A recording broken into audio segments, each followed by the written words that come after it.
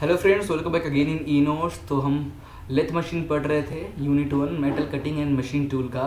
Part 8 में हम पढ़ेंगे cutting speed, feed and depth of cut कितना होना चाहिए, उसके न्यूमेरिकल्स देखेंगे। और ये हमारा लास्ट लेक्चर है इस यूनिट का, ठीक है। तो एक और न्यूमेरिकल पार्ट है, ये तो इस पे है हमारा, कटिंग स्पीड पे, फीड पे या डेप्थ ऑफ कट पे न्यूमेरिकल है। एक जो टेपर टर्निंग जो था, जो अगर वर्कपीस को टेपर कट करना हो तो उसके लिए एंगल कितना होना चाहिए, कितना फीड होना चाहिए, उसकी स्पीड कितनी होनी चाहिए, वर्कपीस की रोटेशन में कितनी आरपीएम से रोटेट होनी चाहिए, ठीक है, कितना फीड कराएंगे, उसके भी एक न्यूमेरिकल बनता है। तो वो न्यूमेरिकल भी मैं आपको करवा दूंगा, ठीक है। तो ये हमारा इसका लास्ट टॉपिक है इस यूनिट का। उसके बाद हम ड्रिलिंग स्टार्ट करेंगे नेक्स्ट, ओके। तो चलिए शुरू करते हैं। ओके, कटिंग स्पीड सबसे पहले हम डिस्कस करेंगे कटिंग स्पीड का। Okay, the cutting speed of a tool is the speed at which the metal is removed from the work peace with the help of tool, ठीक है। तो cutting speed, जो आपका वर्क पीस जिस speed से rotate हो रहा है, जिस स्पीड से आपका वर्क पीस रोटेट हो रहा है, उतनी तेजी से आपका वर्क पीस से आपका मेटल रिमूव होगा with the help of tool. Okay, in the lathe it is peripheral speed of the workpiece past the cutting tool which is expressed in meter per minute, ठीक है। Means जो cutting speed है वो यहाँ पे depend रहता है कितना मीटर पर मिनट या फिर एमएम पर सेकेंड, कितना एमएम वो कट लगा रहा है पर सेकेंड। टूल आपका कितनी स्पीड से रोटेट हो रहा है और आपका कितना एमएम पर सेकेंड आपका टूल कट कर रहा है, इस पर डिपेंड करता है। नाउ द कटिंग स्पीड, ये फॉर्मूला कटिंग स्पीड अगर आप कहीं भी आपको बोले निकालने के लिए तो pi D N upon 1000 in metre per minute में आप ये फॉर्मूला यूज़ करते हो, where D is the work piece की डायमीटर और एन है वर्क पीस की कितने आरपीएम, कितने आरपीएम से रोटेट हो रहा है। ओके, तो इससे आपकी कटिंग स्पीड निकल आएगी। तो सबसे पहला फॉर्मूला आपको ये याद रखना है कि cutting speed v is equal to pi D N upon 1000 in metre per minute, where D is the work piece diameter and N is the work piece speed. Okay, अगला है हमारा feed.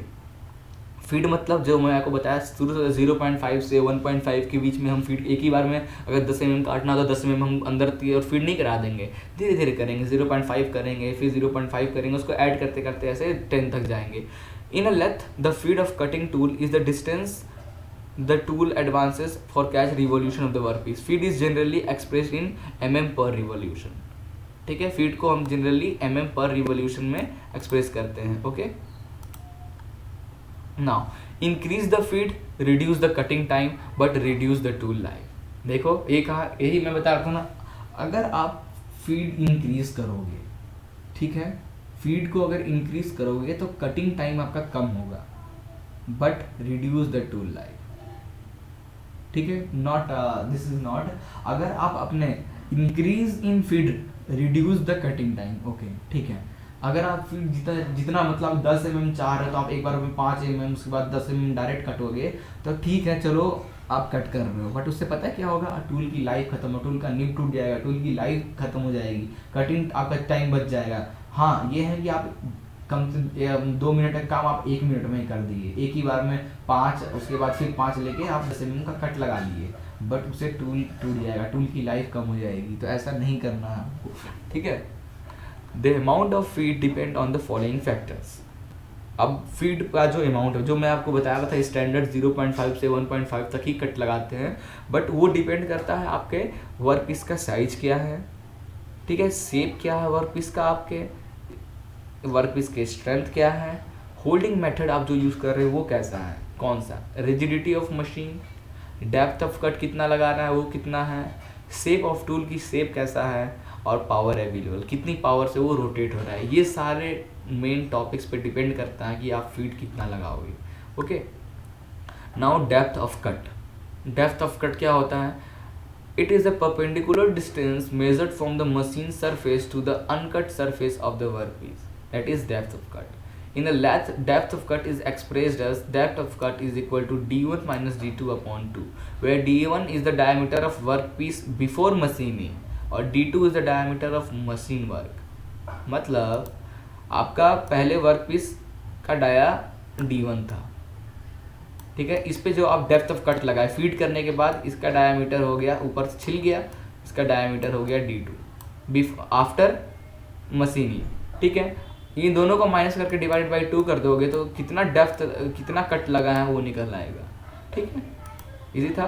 Now machine timing, the machining timing in lathe work can be calculated for a particular operations if the speed of the work piece and the feed length of the work piece is known. ठीक है, आपको किस work piece किस speed से rotate हो रहा है और आप फीड कितना दे रहे हो, अगर आपको ये पता है तो इजीली आप मशीन की टाइमिंग कैलकुलेट कर सकते हो। Where F is the feed of work piece in mm revolution, L is the length of work piece in mm, N is the speed of work piece in rpm और T is the machine time. Okay, therefore machine time क्या हो जाएगा, machine time T is equal to L upon F into N in minutes. तो time क्या हो जाएगा, जो length upon feed into revolution, कितने स्पीड से रोटेट हो रहा है, इससे आपकी मशीन टाइमिंग निकल आएगी। अब ये जो हम लोग फार्मूला नंबर 1, फार्मूला नंबर 2 जो हम देखे हैं और एक फार्मूला नंबर 3, ये तीनों फार्मूला को यूज़ करते हुए हम न्यूमेरिकल सॉल्व करेंगे इस यूनिट के। जैसा पहला न्यूमेरिकल आपको ये रहा, ठीक है। Calculate the required RPM of work piece, मतलब आपको वर्क पीस की स्पीड कैलकुलेट करना है of 100 mm dia, provide a cutting speed is 10 metre per minute. ठीक है, तो आपको डाया पता है, क्या क्या आपके पास है, आपके पास यहाँ पे दिया हुआ है वर्क पीस का डाया, ठीक है, कितनी स्पीड से कटिंग स्पीड दी हुई है, लेंथ दिया हुआ है, ऑल्सो फाइंड मशीनिंग टाइम भी फाइंड करना है। If the length of work is 400 mm and the feed is 0.4 mm revolution. ठीक है, लेंथ दिया है वर्क पीस का और फीड जो कर रहे हो 0.54 पर रिवोल्यूशन आप बढ़ा रहे हो। ठीक है, फीड भी दिया हो, आपको फाइंड क्या करना है, एक तो मशीनिंग टाइमिंग टी फाइंड करना है और एक आपको कितने आरपीएम से रोटेट हो रहा है एन फाइंड करना है। ठीक है, तो आपको पता है वेलोसिटी का फॉर्मूला क्या हो जाएगा, स्पीड का, that is pi D N upon 60। आपके पास डी है, डायमीटर दिया हुआ है, ठीक है, और स्पीड भी दी हुई है, किस स्पीड से काम हो रहा था, वैल्यू पुट करके एन की वैल्यू कैलकुलेट कर लोगे। नाउ मशीनिंग टाइमिंग कैलकुलेट करना है तो फॉर्मूला पता है, T is equal to L upon F into N होता है। एल हमारा लेंथ, एफ फीड कितना है 0.4 और रिवोल्यूशन एन आपने जस्ट अभी निकाला, पुट करो तो उससे आप मशीन की टाइमिंग निकाल सकते हो। ठीक है, तो ऐसा न्यूमेरिकल आपको मिलेगा ना। एक और न्यूमेरिकल है, ये न्यूमेरिकल देखें, determine the cutting speed in machining a work piece of 200 mm diameter rotating at a speed इतना, also calculate machine timing if work piece is length इतना and feed. Same question, v is equal to pi D N upon इतना, उससे आप velocity, यहाँ पे अब आपका RPM दिया है, स्पीड दिया, एन दिया हुआ है, v निकालना है, v दिया था एन निकालना था, तो इससे v निकाल लिए, निकल गया, और मशीन टाइमिंग में एन दिया हुआ है, एफ दिया हुआ है, एल दिया, पुट करो वैल्यू, आपकी टी निकल गई। ठीक है, इजी। नाउ अगला क्वेश्चन, ये क्वेश्चन है हमारे पास 6.3, a hollow work piece of 60 mm outside diameter and 150 mm length is held on the mandrel between centres and the turn all over is 3 passes. If the approach length is 20 mm and over travel is 14 mm, then the cutting speed is 30 meter per minute and the average feed is 0.8 mm per revolution, then calculating machining time. मस्त question है। ठीक है, अब देखो यहाँ पे कितना सारा लेंथ दिया, एक तो वर्कपीस का लेंथ दिया हुआ है, उसके बाद बोल रहा है कि मैंड्रल से आप उसको होल्ड कर रहे हो between 2 centres. Okay, if the approaches length is 20 mm and over travel is 14 mm, means total length कितना हो गया 150 प्लस 20 प्लस 14, लाइव सेंटर से डेड सेंटर तक का, क्योंकि आप मेंडल यूज करो फिर भी सेंटर तो टोटल देखेंगे क्योंकि 3 पासेस कर रहे हैं। तो डायमीटर दिया हुआ है L1, L2, L3 दिया हुआ है, वेलोसिटी दिया हुआ है, F दिया हुआ है और नंबर ऑफ पासेस दिया है 3। तो V से आप N निकाल लोगे, V is equal to pi D N upon कितना रिवोल्यूशन से रोटेट हो रहा है आपकी वर्क पीस, हुआ आपने निकाल लिया। नाउ अगला फिर क्या था, नाउ द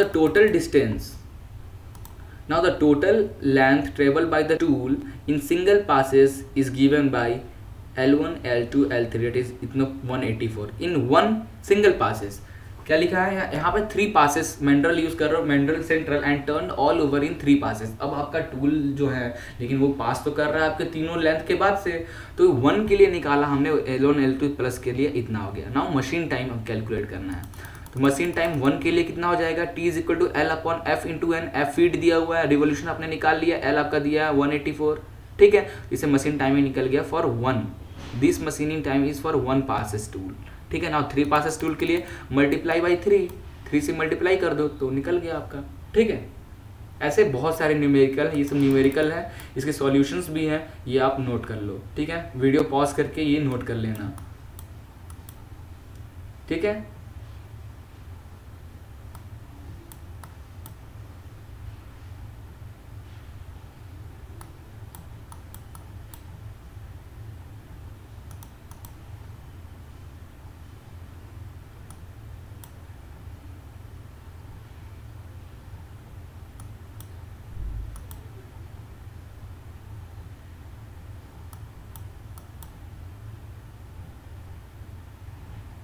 ओके, तो टोटल इतने न्यूमेरिकल्स थे, इसे सॉल्व कर लेना और टेपर टर्निंग का भी 1-2 न्यूमेरिकल आप ढूंढ के लगा लेना, तो आपका ये यूनिट अच्छे से कंप्लीट हो जाएगा। जो भी टॉपिक्स मैं आपको पढ़ाया, जितना पढ़ाया इतना काफ़ी है एग्जाम्स के लिए, इससे एक्स्ट्रा पढ़ने की जरूरत नहीं है। ओके, तो thank you for watching this video, please like and share it and don't forget to subscribe it.